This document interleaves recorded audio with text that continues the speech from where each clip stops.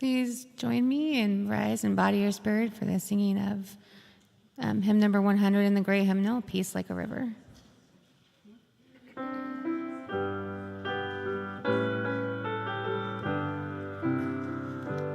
I've got peace like a river, I've got peace like a river, I've got peace like a river in my soul.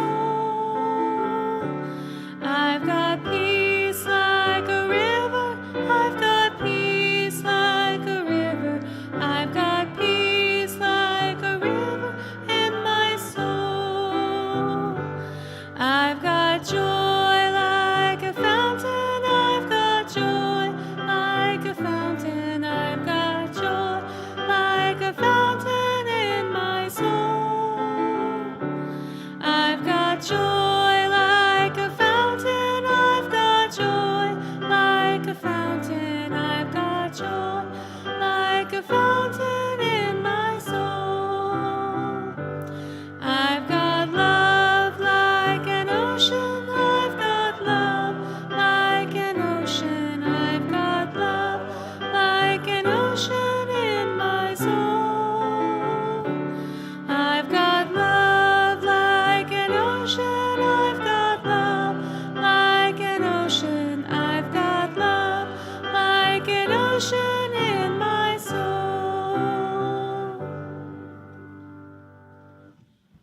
Love like an ocean in your soul. That sounds pretty good to me. Good morning. I am so happy to see you guys here indoors, but I want to let you guys know that this building only occupies a small part of the property that we have, and we have a wonderful place outside to run and play around on Sundays, and we're really fixing it up for you. So when we welcome you here on Sundays, we welcome you to this place, this building, but also run around, play outside. We're really fixing it up for everybody. So I hope you'll do that. So how many of you guys were here last Sunday? This is not a test, like you're bad if you weren't, but so near the end of the service, this gentleman got up and started speaking, and many of us didn't. I recognized him eventually, but I didn't know who he was at first. But how many of you knew who he was? Yeah, Hudson Schweikert back there knew. He just vaguely mentioned that he was the guy who made that beautiful window behind us, Gary Swanson. And he had come down to thank us for sending him some money as he lives up in Mill City, and after the fires a couple of years ago, we sent a generous check, and he was down here. But I just wanted you all to know that that was Gary Swanson. You saw he made the beautiful window, so I'm glad for that. And also, how many of you loved what David Roth did last week? It was really good. So, given that, we insisted, we gave him no choice, he must return next year when he comes back through the area. So, but I'm glad that you have returned here today and that you're in this room, that we're all together as a religious community, a spiritual community. I always feel a little bit better if you'll take just about a minute to connect with one another, to say good morning and greet one another. And I'll ring a bell to call you back to order. How does that sound? Let's try it out.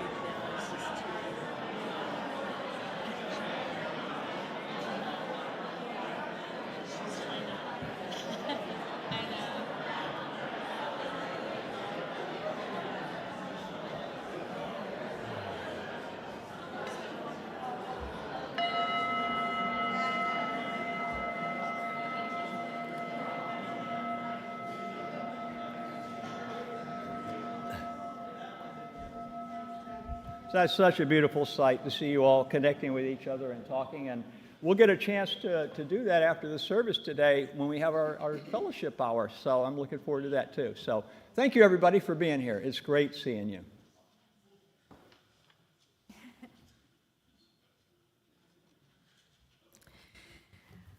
This comes from Robin F. Gray.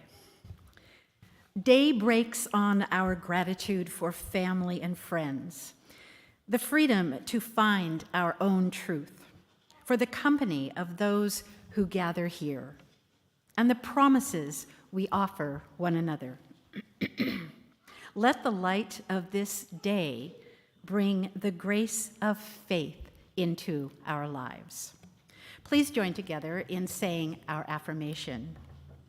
Love is our doctrine. Compassion is our way. Here we seek to create a joyful home for free religious exploration. Build a community of caring fellowship. Nurture the hopes and serve the needs of our world.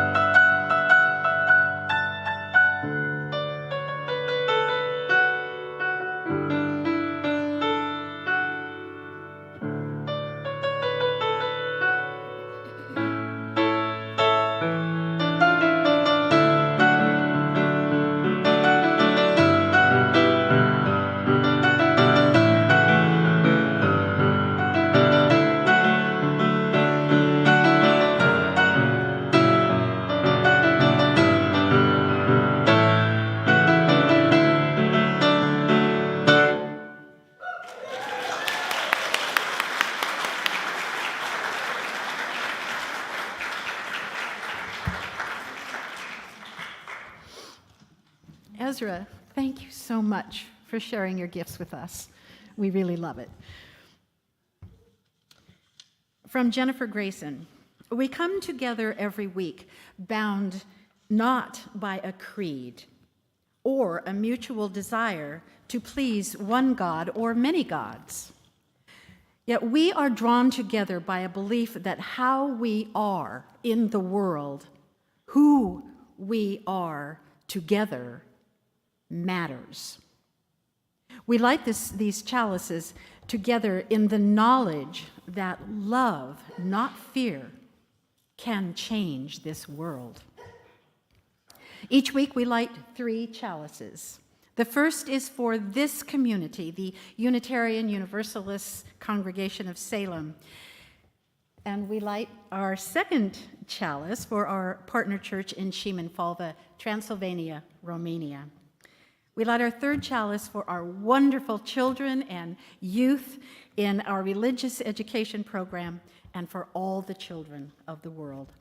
Please join together in singing The Flame into Light.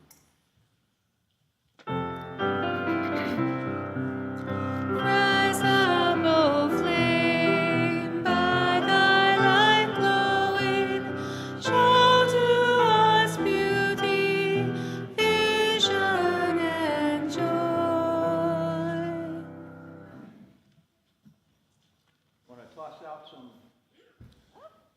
Is this on?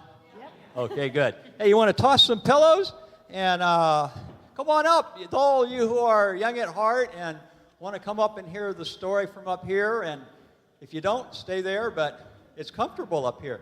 Look what we're doing, putting throw pillows down, making it a little more fun to be up here now. So, come on up.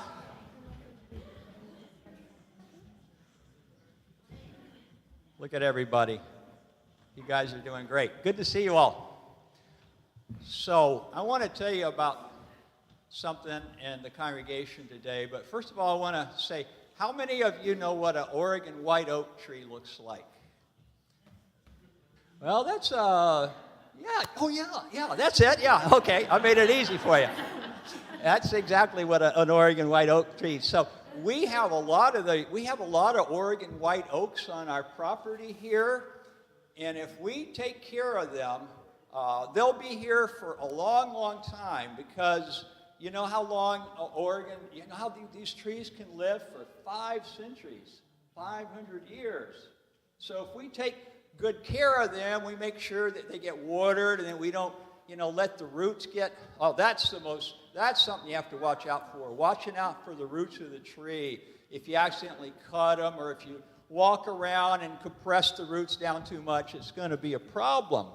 So we want to make sure that we take care of the root system on the Oregon white oaks. We have a bunch of them out there, and when you go out, I want you to look at them, because they are so cool. There's some that are like almost 200 years old. So imagine what this place was like when those trees got planted almost 200 years ago. Yeah. They grow just from a little oak. And so anyway, we lost some of our oaks a couple of years ago, because you guys remember that ice storm that came through? How could you forget it? It took out some of our it took out at least 1 or 2 of our Oregon white oaks, but one of the things that allowed us to do was to count the rings, and that's how come we know these trees are so old. And in a way, our congregation is like a mighty oak tree too, because we provide shelter for people. People come here from all over the area, and we gather here under this roof, and it's sort of like our congregation's kind of like an oak tree too. And so we have a tradition. It's 3 years old now, so we get to call it a tradition. 3 years ago, we realized that there are some people in this congregation who, over the years, have done so much for us to make this place a beautiful place, to make this a mighty oak congregation. And so we started, every year we thought, let's acknowledge somebody that we really love and say that they've been a mighty oak for us in this congregation. And so today we're going to name our next, we had a mighty oak, and 3 years ago, George and Elsa Struble, he's here, they're here. Uh-huh.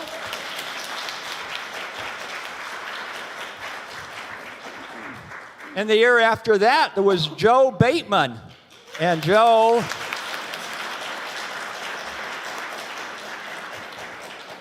we're so proud of Joe. She's only 101 years old, but she's learning. And this year, we have a new mighty oak person, and we're going to have, if you guys will help, we want you to go find them and pull them up here. I'll tell you a little bit about this person so you'll know, so we can help find him and get him up here so we can tell him that we love him. But when you drive in here, do you ever notice the drains in the parking lot, those grates? Well, those suckers fill up with leaves. And if somebody doesn't pull those grates off and reach down and pull leaves out, and leaves and needles, the parking lot will be flooded. I wonder who does that. I wonder who actually gets out there and pulls off those grates and gets all that gunk out. Oh, she does. Okay. I like it. Well, we've seen you out there helping. And when our gutters, man, we have so many needles that fall on our roof. Our gutters have to be cleaned all the time. I wonder who's been doing that for years, almost ever since we came into this building. We need to be a church that represents what we say we represent. And sometimes we need to be aware of our past. And so we light that chalice for our partner church, but this person has made sure that we have a strong connection with our partner church on the other side of the world in Romania. So the same person who cleans out the gutters and the drain in the sanctuary, who also always makes sure when we have a meeting here. Sometimes we have meetings here and we decide on things and we all vote. And sometimes everybody votes one way, but sometimes he'll vote the other way. You know why he does that? To preserve the integrity of the vote, to say that you can vote either way here. We do it that way. It's really important to do things this way. And it's really important that we take the time and the opportunity to say to some people in this congregation who've been here so long, have done so much, and have helped this congregation thrive. We think it's important every year to give a Mighty Oak acknowledgement. We call it the Mighty Oak acknowledgement. Look, it's on a little plaque there. And I want you to go out and see if you can find Tom Lansfield and bring him up here. Can somebody go find Tom Lansfield? Get him up here. Yeah, go. Go fetch him. Go get Tom. Make him come. Yeah.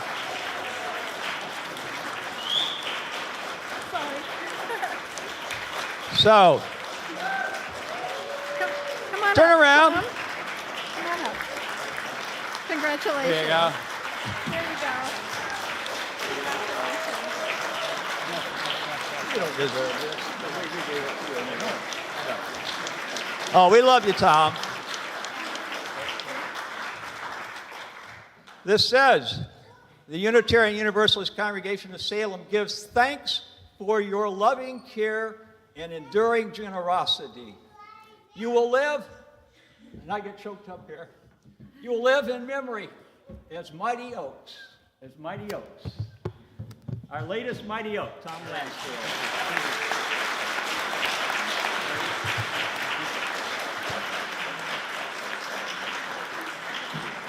So you know what I wish I had a little acorn to give each one of you all, so that would remind you, a little acorn will remind you, you are going to grow into something incredibly wonderful and beautiful. You're just a seedling now about this high, but you guys are going to grow and be mighty oaks yourselves. So now it's time to walk through the love arch, and I want you to go with that thought, that you will become mighty oaks.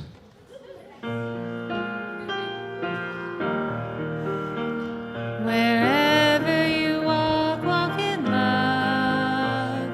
Wherever you walk, walk in peace. Wherever you walk in beauty all around you. Our hearts go with you. Wherever you walk in love. Wherever you walk in peace. Wherever you walk in beauty all around you, our hearts go with you.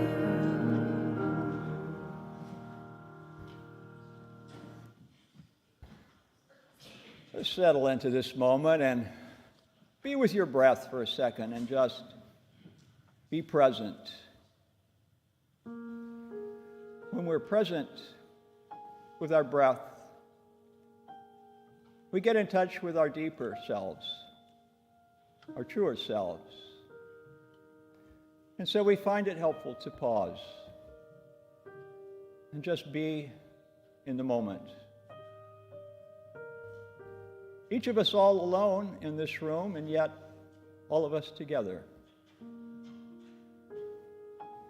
Please know that the person on either side of you, in front of you, behind you, they're going through something challenging and difficult in their life. Some of us here are worried about our health. Some of us are worried about our children, and some are worried about their parents and other loved ones.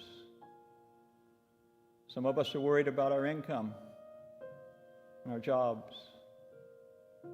Some of us are worried about so many things that cannot be shared.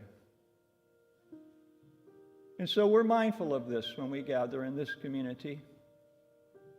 We're mindful to be present, calmly and compassionately present with one another, that we might behold the other, that we might comfort one another, that we might show compassion and receive compassion. Compassion is our path, and gratitude. It's time for spring cleaning. We open our houses and we shake out all the dust. And so too in the springtime, let it be a spring cleaning for the soul.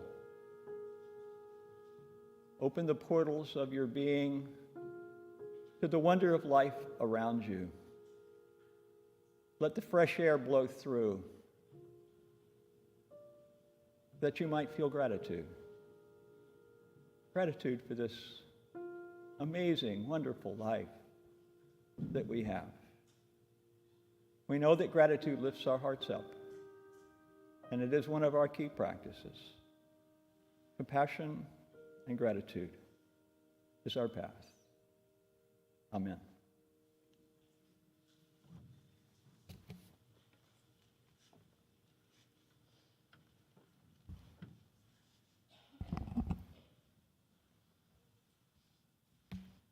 Hi, I'm Carrie Lynn Patterson. I'm one of your new Lifelines lay ministers. We have 3 joys and 3 concerns today. Bonnie Hummel is recovering from surgery. This is a concern. She had 2 surgeries yesterday and is recovering at the hospital. She says hello to everyone at UUCS and will be back in her room as Sunnyside Assisted Living soon. Oh, I was going to start with the others.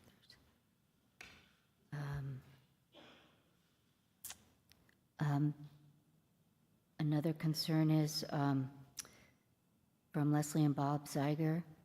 Our friend Chelsea, whose unborn daughter has a serious heart condition. And for our joys today, entered online by Liz, I am very happy and grateful to say my student loans have been forgiven. I have been a special education teacher for 14 years now. I'll be retiring at once, about age 69, and I have plans to continue working in counseling as long as I can. Now I can think about buying a home. Also, I would like people to think about how a whole food, plant-based diet can help with lifestyle illnesses. Too many of my friends and family have died too. And another concern, out there, I think I got those. Okay, so for joys, that was, sorry, I'm new at this. This is from Danielle. I am excited to meet my niece. My sister at 40 is having a baby in July, hoping for a safe delivery and healthy baby girl. And from Debbie Cordis Weaver, I am grateful for the delay of my husband's Alzheimer's symptoms. I think I got them all. So every Sunday we light a candle for the unspoken joys and concerns. Lifelines Lay Ministry are members who extend an extra hand to help Reverend Rick reach out to members and friends of the congregation who are experiencing loss, illness, or any type of personal or family crisis. You can reach out to us by visiting the new Lifelines table that's in the fellowship hall now, or contact us at the email on the screen. You can also post your joys and concerns in the book in the foyer before church or online. Thank you.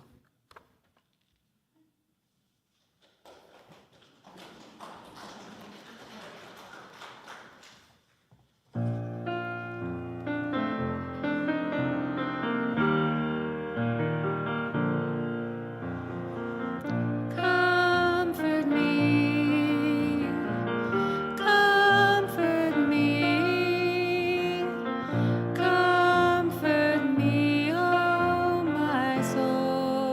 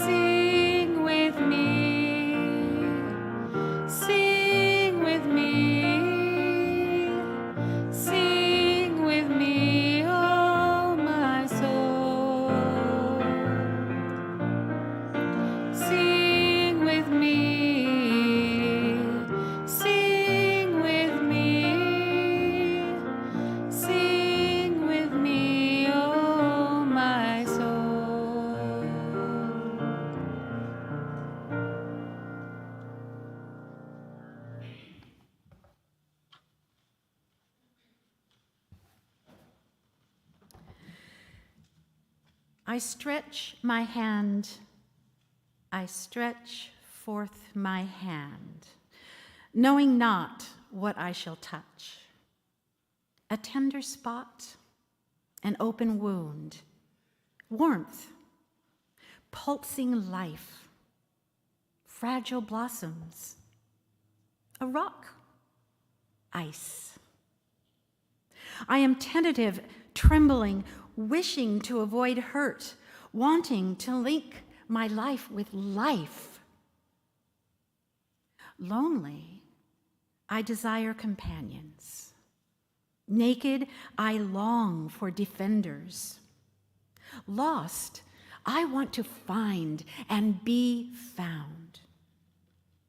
Will I touch strangers or enemies or nothing? My hand is withdrawn, but still it touches my vulnerable skin, my furrowed brow, my empty pocket, my full heart. Do others reach, tremble, withdraw? Do they desire, long, seek? Are they lonely, fearful, lost? Will they grasp a tentative, trembling hand? I stretch forth my hand, knowing not what I shall touch, but hoping.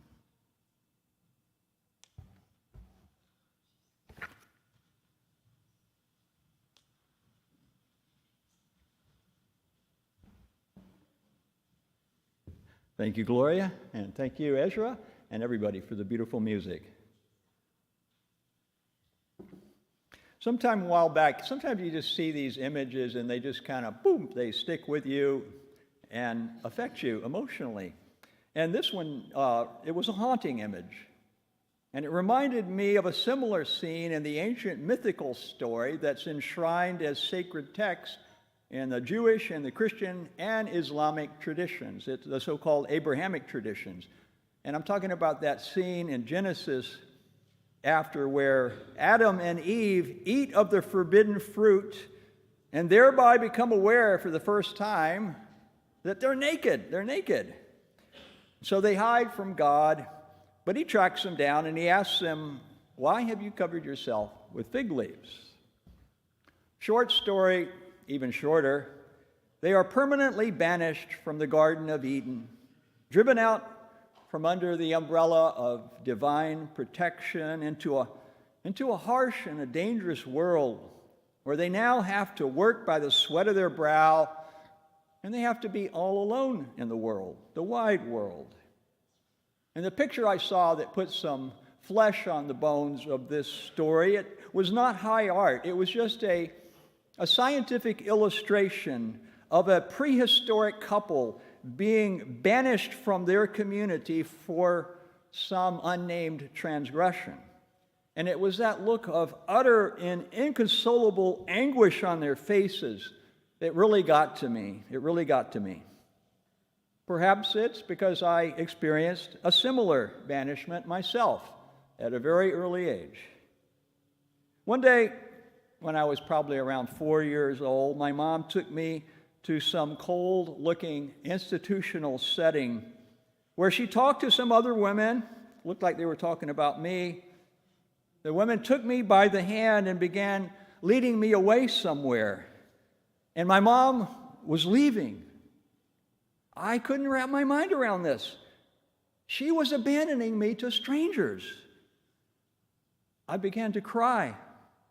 I'm told I was put into a room with some other young children, but since I was so inconsolable and my crying was bothering everyone in the room except me, I was just put there by myself, and I was left alone in an eternal now of utter grief.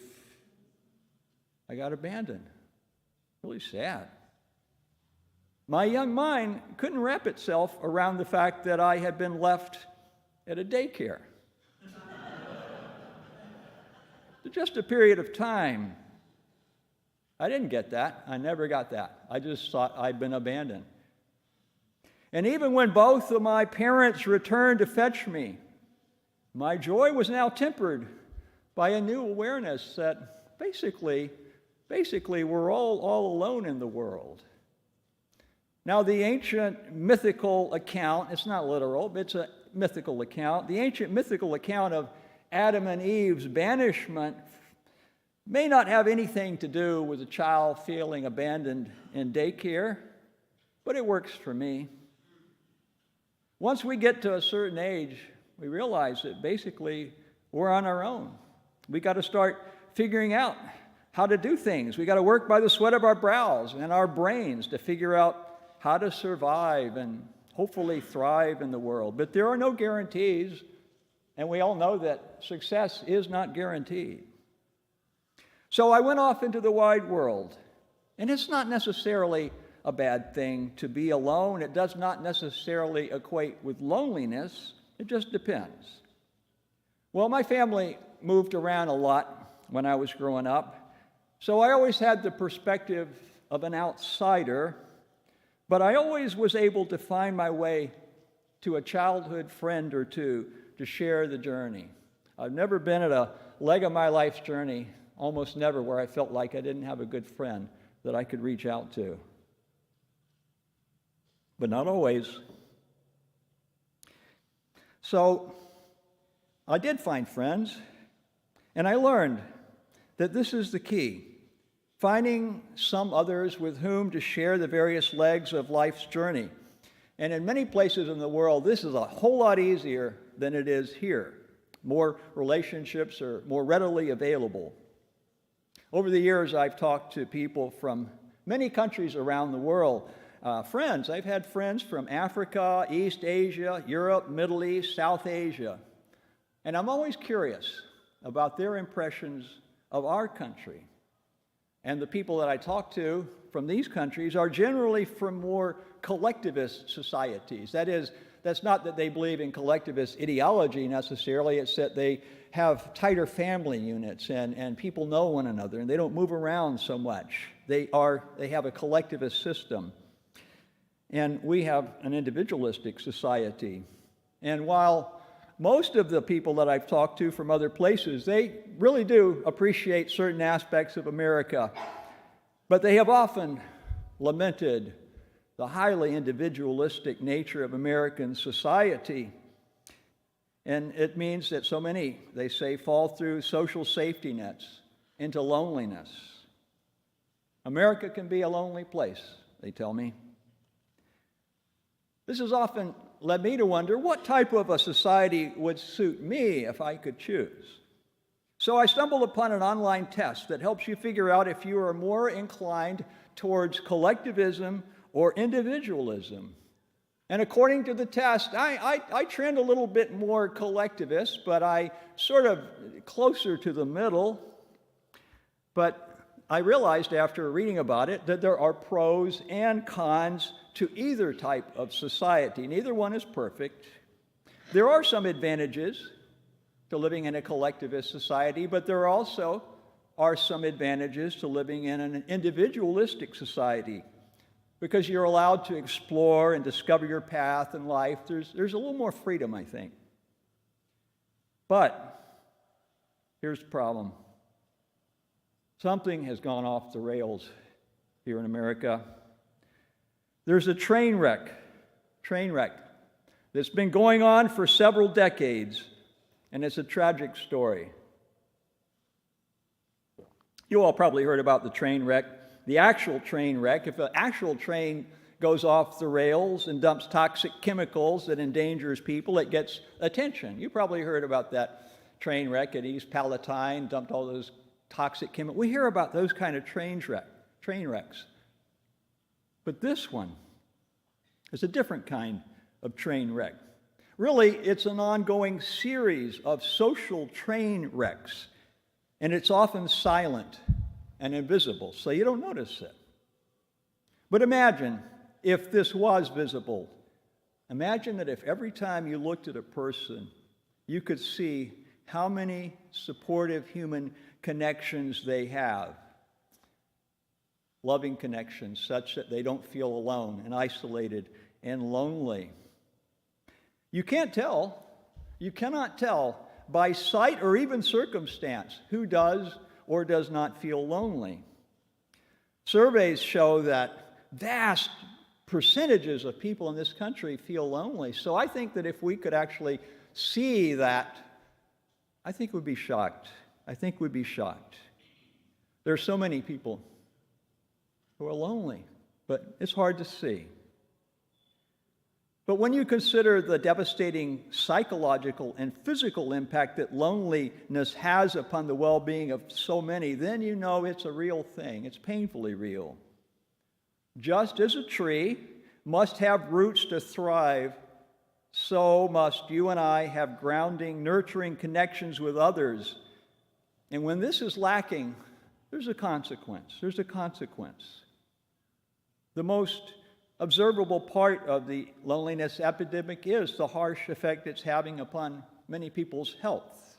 You notice that our lifespan is shrinking lately, the last few years in America. It's going down. It's shrinking. Loneliness is part of the problem. They say loneliness is the equivalent of smoking half a pack of cigarettes a day. It shortens your life. Loneliness diminishes and shortens people's lives. There's a man I know about who lives nearby in a group home. He's in his early 60s. He faintly remembers that he once had parents and some siblings. It's been nearly 2 decades, 20 years, since there was any contact from them, and there never will be. They're gone. He's all alone. No family, no friends. Thank God for compassionate caregivers who are often the only significant contact that many people ever have. It troubles me, as you can see. I'm so bothered to see lonely people. It really upsets me. It troubles my soul even more knowing that loneliness epidemic most heavily afflicts the young, most especially from marginalized communities. Like a young Native American Hispanic man I know he's aged out of the foster care system. You know how that works in our country, don't you? You're in foster care and you're sort of taken care of, but you reach 18, boom, you're out there on your own. You don't have a family, you're out there family. So I meet with him over coffee. I ask him about his family of origin. Scattered to the winds, he says, dealing with their own challenges. They're completely in his past, and he faces the future all alone. He's lived out on the streets and in shelters, but he gets threatened in the shelters. He doesn't want to go into there again.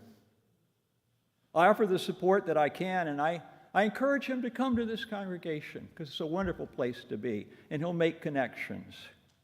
But it's hard to stay in touch. I like him, and I can see his great promise. But I worry about him out there all alone. Maybe I'm sensitive to this because I can remember there being a time when I was all alone in my life, and I'm not now, thank God. I'm not alone now. But there was a time when I was all alone, drifting around the continent, uncertain of my way in life. My situation was never as dire as my young friend I just described, but it was painful. It was really hard. Sometimes I just felt so lonely. But in my loneliness, I made some discoveries, some deep discoveries. The great filmmaker Orson Welles once noted, "We're born alone, we live alone, we die alone. Only through love and friendship can we create the illusion for the moment that we're not alone." Well, this is a true statement, but it strikes the ear as a sad minor key observation about the inherent aloneness of life. But is it necessarily a bad thing to be alone? Sometimes it feels that way, but I discovered, as have countless others, that aloneness can be experienced in two basic ways, as loneliness or as solitude, objectively similar, subjectively distinct. Loneliness depletes, solitude replenishes. The Indian American spiritual teacher Deepak Chopra puts it this way: your true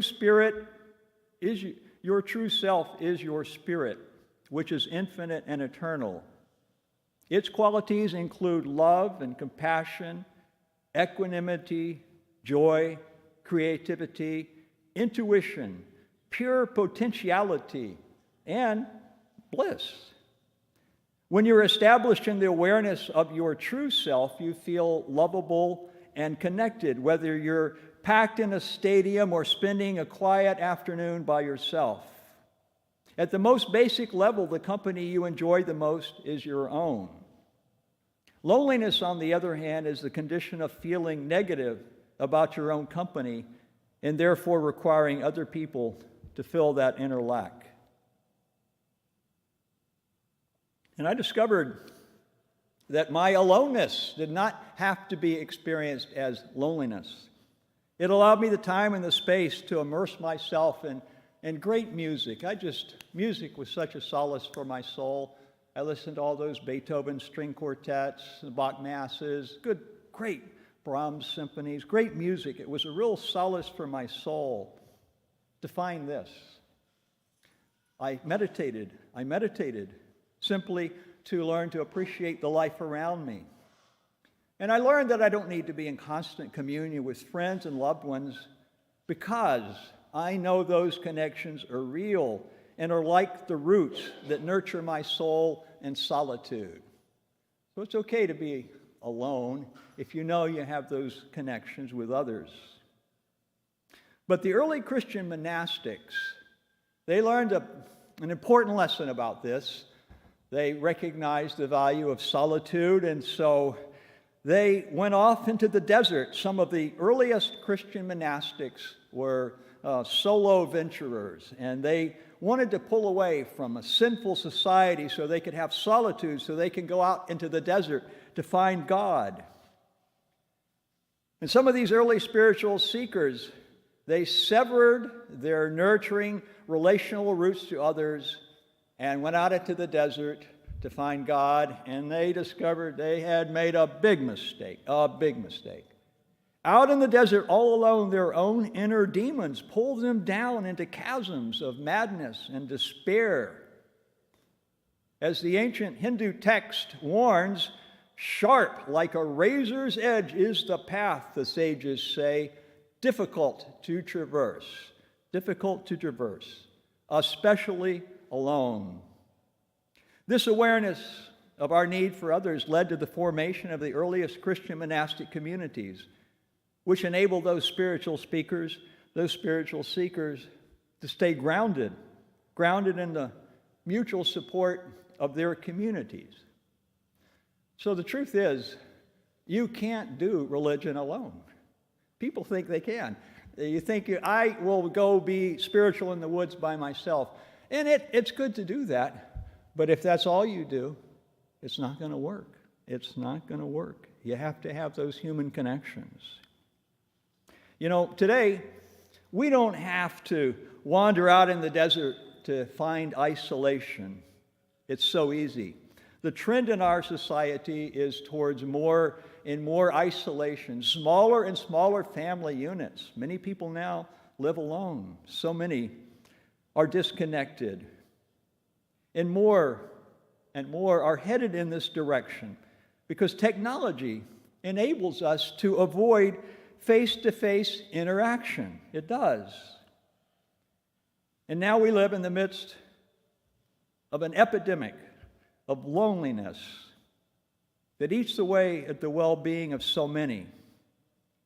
It makes me feel so sad to think about all those many millions of people, some here in this very room, who are cut off, imprisoned in a cell of loneliness.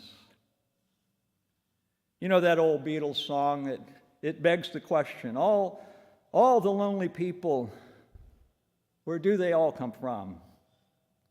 All the lonely people, where do they all belong? All the lonely people, where do they all belong? I think that's a great question. It's an excellent question. And when I thought about it, I remembered reading about a remarkable discovery that some health authorities made back in the 1950s. Back in the 1950s, health authorities were monitoring heart disease in various communities around the state of Pennsylvania. And they noticed that there was this one small town, Roseto, Pennsylvania, and it had an unprecedentedly lower level of heart disease. Naturally, people were curious. The researchers were curious about this. And of course, they sort of knew ahead of time, it's the diet. And so they went in and they discovered that in Roseto, artery-clogging foods were dietary staples. Fried meatballs, generous use of lard, cheese, throw it in. Nope, it wasn't the diet. Lots of the men smoked cigars, worked in foundries, struggled with their weight. But they had so much lower heart disease. And so they kept looking and trying to, what's going on here? Finally, these individualistic American researchers finally realized this was an Italian immigrant town. It was knit together by a network of friendships, family connections, social activities. And in that town, if one of them went down, there was always a neighbor or a loved one there to pick them up. So here's what they discovered. No one's heart was broken by loneliness, and that was what was keeping the heart disease at bay in Roseto. Community. It's the kind of community we don't have very much in America anymore. A sociologist studying our vast loneliness epidemic prescribes the antidote. We need to return to an idea that was central to our founding and is at the heart of many great religious traditions. And that is that we have commitments to ourselves, but we also have commitments to each other, especially the most vulnerable. This is true. We have commitments to ourselves, but to other people too. Our dire social situation reminds me I'm shoving fatalism aside and acknowledging that it is our sacred duty, this congregation's sacred duty, to help turn this around. We do this in many ways by offering many opportunities to form deeper connections, friendships with others. We are in the relationship construction business here, the community building business. It's the kind of business that heals the human heart. It's holy work that we do during these, the precious days of our lives. So be it.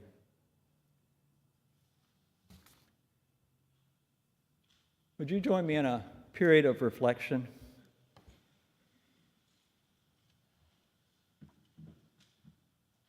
You are all alone in this world, and yet there are roots that connect you to the people around you. May we now be about the business of healing a broken world, creating a community where strangers come in and leave as friends, the kind of community where people can come in and feel hurting and alone and leave feeling uplifted and heard. Together we create a community coming out of our loneliness to build a place where there is love and where there is joy and where we know one another. And when one of us falters, We know and we care. So let us continue this beautiful work. This beautiful work that we do by gathering and building community and building relationships with those around us.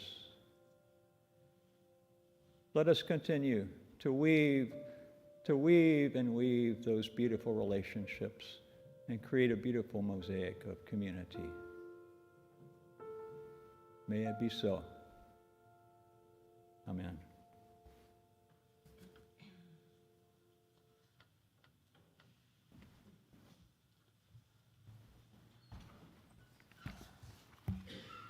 Thank you. That really spoke to me.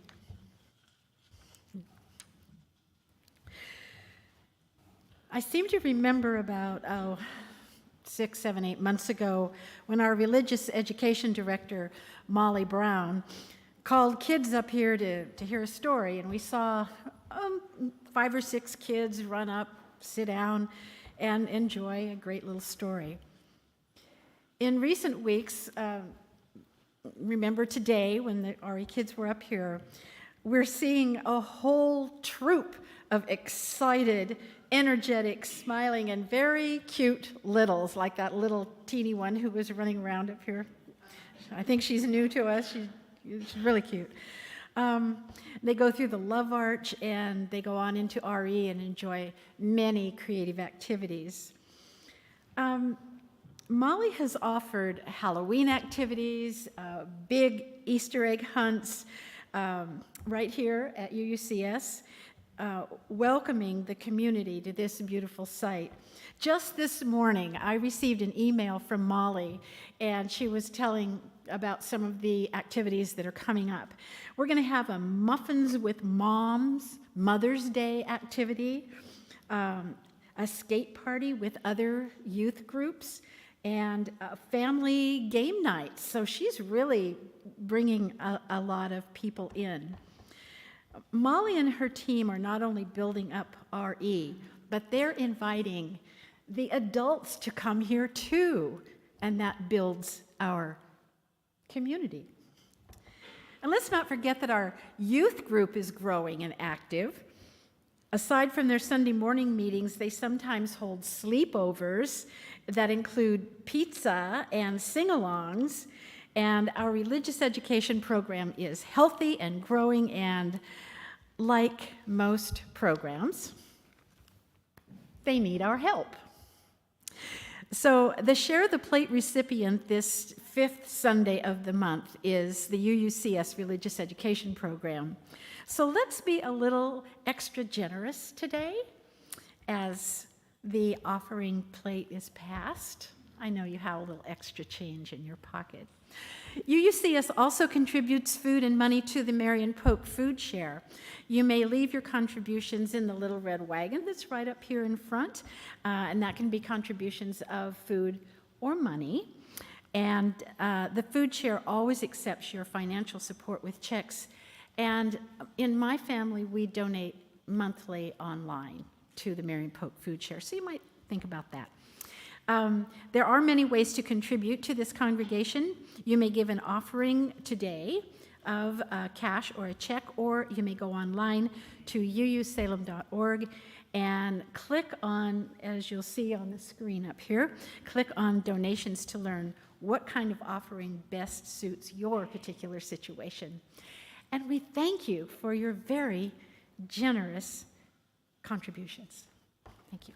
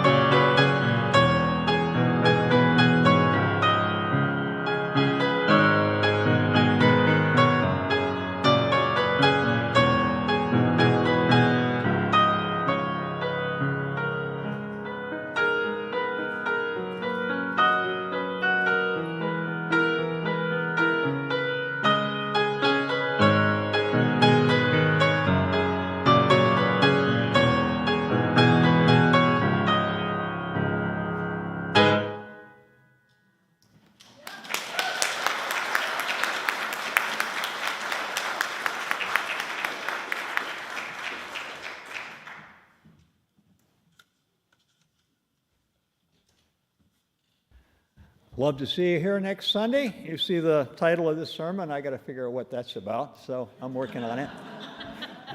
Hope you'll be here next Sunday.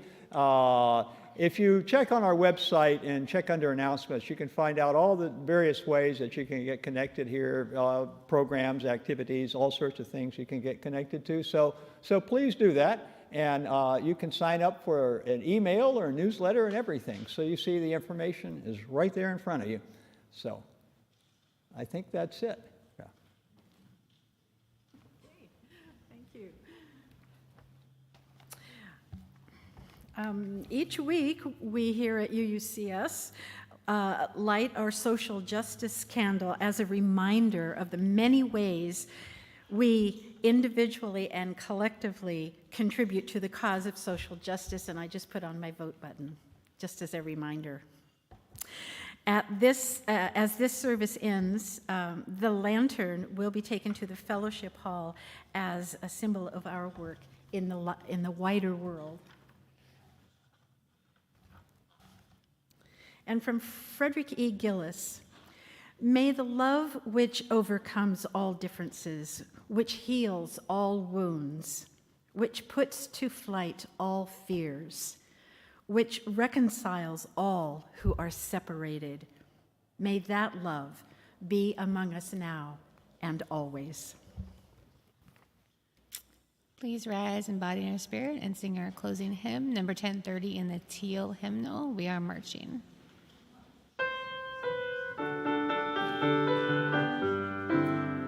We are marching in the light of God. We are marching in the light of God. We are marching in the light of God. We are marching in the light of God. We are marching. Ooh, we are marching in the light of God. We are marching. Ooh, we are marching in the light of God. We are singing in the light of God. We are singing in the light of God.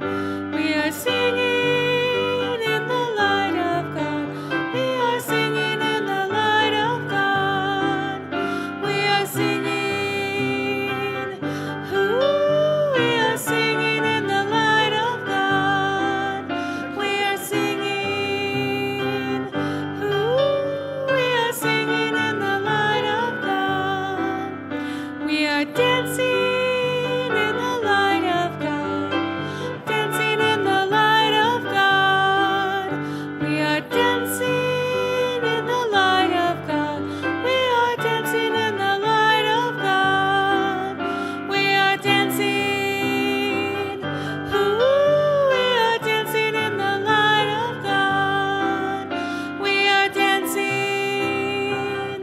Ooh, we are dancing in the light of God. In the light of God. We are laughing in the light of God. We are loving in the light of God. We are loving in the light of God. We are loving. Ooh, we are loving in the light of God. We are loving. Ooh, we are loving in the light of God. Please remain standing. Please remain standing as you are able, as we join together. And if you feel comfortable, please join hands as we join together in saying our closing words. May faith in the spirit of life, hope for the community of earth, and love for the sacred in one another be ours now and in all the days to come.